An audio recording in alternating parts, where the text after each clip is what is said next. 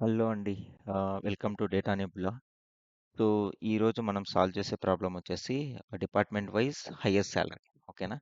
So, ఇప్పుడు ఒకసారి table structures వస్తే ఎంప్లాయీ టేబుల్ ఇచ్చారు. వీటికి ID, name, salary, department ID ఉంది. ఓకేనా? ID means employee ID. ఇంకా ఇంకో టేబుల్ వచ్చేసి డిపార్ట్మెంట్ టేబుల్. ఇక్కడ వచ్చేసి ఐడి నేమ్ ఉంది. సో, ఈ ఎంప్లాయీ టేబుల్‌లో ఉండే డిపార్ట్మెంట్ ఐడి వచ్చేసి ఫారెన్‌కి డిపార్ట్మెంట్ టేబుల్‌కి. ఓకేనా? సో, ఒకసారి మనము రిక్వైర్మెంట్ అర్థం చేసుకుంటే, ఇక్కడ ఏం చెప్పారంటే, మల్టిపుల్ డిపార్ట్మెంట్స్ డేటా ఉంది. ఓకేనా? మల్టిపుల్ ఎంప్లాయీస్ ఉన్నారు ఈచ్ డిపార్ట్మెంట్‌లో. బట్ ఈచ్ డిపార్ట్మెంట్‌కి హైయెస్ట్ సాలరీ ఎంతనో మనం కనుక్కోవాలి. ఓకేనా? సో, ఇప్పుడు ఒకసారి శాంపుల్ డేటా అబ్జర్వ్ చేస్తే, సో, మనకి ఎంప్లాయీ టేబుల్ ఉంది. ఇందులో వచ్చేసి ఇప్పుడు చూడండి ఇక్కడ డిపార్ట్మెంట్ ఐడి. ఇప్పుడు ఫస్ట్ డిపార్ట్మెంట్ చూస్తే జాయ్, జిమ్ అండ్ మ్యాక్స్. ఓకేనా? వీళ్ళు ముగ్గురు వచ్చేసి ఈ డిపార్ట్మెంట్‌లో ఫస్ట్ డిపార్ట్మెంట్‌లో ఉన్నారు. వీటిలో హైయెస్ట్ సాలరీ చూస్తే 90,000, 90,000 ఉంది. జిమ్, మ్యాక్స్ ఇద్దరు వచ్చేసి హైయెస్ట్ సాలరీలో ఉన్నారు. అలాగే ఇప్పుడు డిపార్ట్మెంట్ 2 చూస్తే హెన్రీ, శామ్‌లో వచ్చేసి హెన్రీ వచ్చేసి హైయెస్ట్ సాలరీ. ఓకేనా? ఇప్పుడు ఒకసారి అవుట్‌పుట్ చూస్తే మనకి ఏం ఎక్స్‌పెక్ట్ చేశాడు? అంటే డిపార్ట్మెంట్ నేమ్ ఏంటి? ఎంప్లాయీ ఏంటి? సాలరీ ఏంటి? అని అడిగారు. కానీ మనకి ఎంప్లాయీ టేబుల్‌లో చూస్తే మనకి డిపార్ట్మెంట్ ఐడీ ఉంది. ఓకేనా? నేమ్ లేదు. సో, మనం ఇప్పుడు ఏం చేయాలి?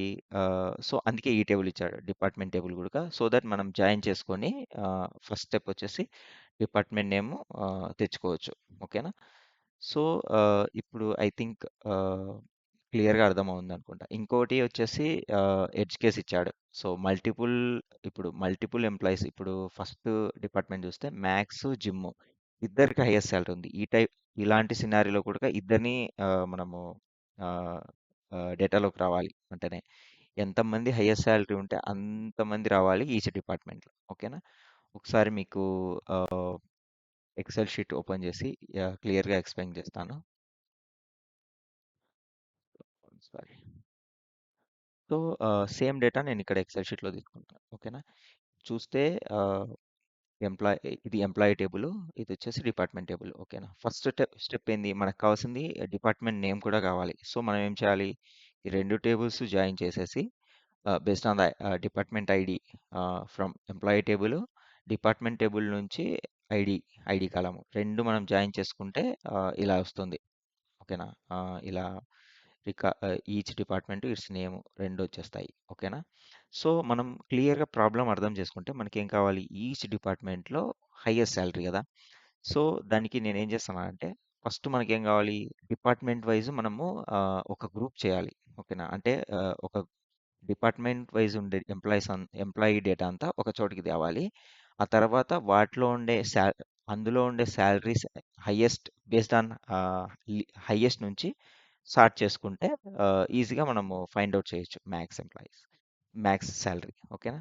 సపోజ్ ఇక్కడ డేటా చూస్తే నేను ఇప్పుడు ఫస్ట్ ఏం చెప్పాను, మనం వచ్చేసి జాయిన్ చేసి డేటా అంతా తెచ్చేసాం. అంటే డిపార్ట్మెంట్ నేమ్ తెచ్చేసాము. నెక్స్ట్ వచ్చేసి ఏం చేయాలి?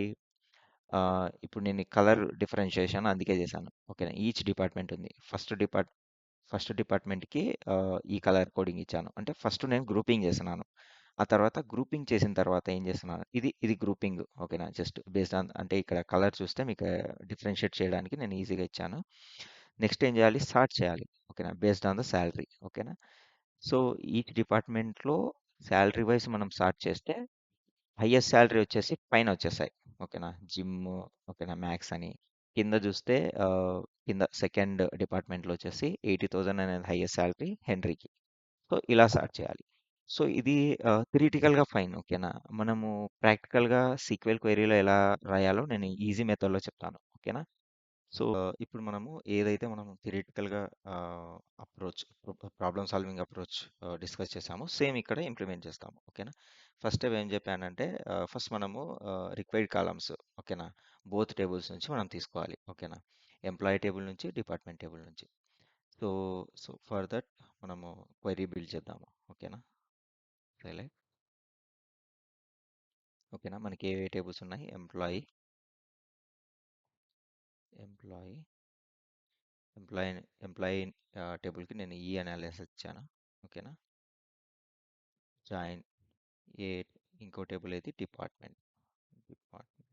ఓకేనా? డిపార్ట్మెంట్ అనే దానికి డి అనే అలియాస్ ఇచ్చాను. సో వీటికి వచ్చేసి జాయినింగ్కి వచ్చేసి ఎంప్లాయీ టేబుల్ నుంచి డిపార్ట్మెంట్ ఐడి.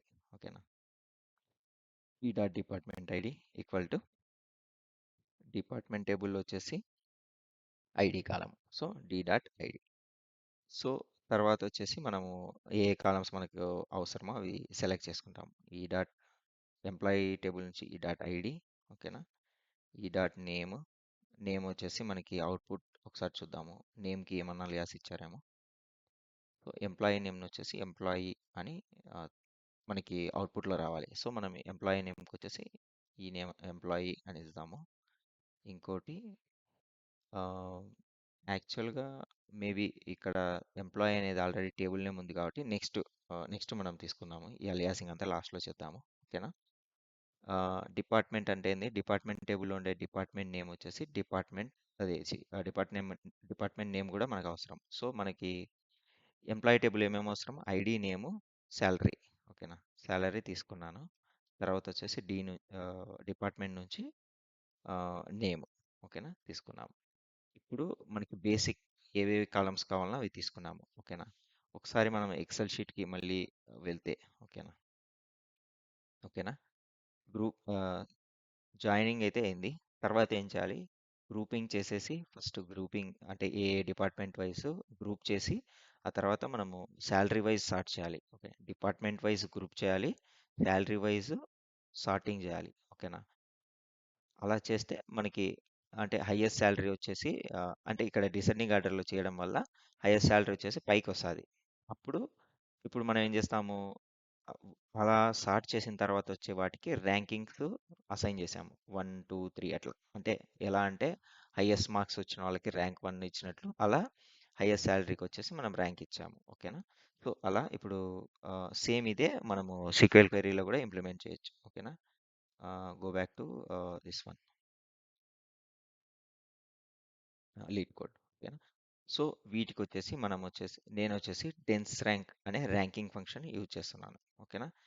ఏదైతే మనము గ్రూపింగ్ చేసామో, సార్టింగ్ చేసాము, ర్యాంకింగ్ అసైన్ చేసామో, ఎవ్రీథింగ్ మనం వచ్చేసి ర్యాంకింగ్ ఫంక్షన్స్లో డైరెక్ట్ ఇచ్చేయచ్చు. ఓకేనా? లేదంటే మనం మల్టిపుల్ సబ్ క్వైరీస్ రాసి అదంతా చేయాలి. చాలా హెడేక్ అది. ఇన్స్టెడ్ ఆఫ్ దట్ ఇది స్ట్రైట్ ఫార్వర్డ్ ఉంటుంది. ఓకేనా? So dense rank. ఓకేనా? సింటాక్స్ ఇలా ఉంటుంది. ఓవర్. ఓకేనా? ఈ సింటాక్స్ వీటి మీద మనము గ్రూపింగ్ చేయాలన్నా వాటిని వచ్చేసి పార్టిషన్ బై అని డిఫైన్ చేస్తాము. పార్టిషన్ అంటే జస్ట్ గ్రూపింగ్ చేయడము డిపార్ట్మెంట్ వైజ్ కాబట్టి. So D dot name. ఓకేనా? డిపార్ట్మెంట్ నేమ్ నుంచి నేను డిపార్ట్మెంట్ నేమ్ని బట్టి గ్రూపింగ్ చేస్తున్నాను. ఇంకోటి వచ్చేసి సార్టింగ్ చేయాలి. సార్టింగ్ దేనితో చేయాలి? శాలరీతో. సో ఈ డాట్ శాలరీ. ఓకేనా? చేశాను. ఏ ఆర్డర్లో చేయాలి?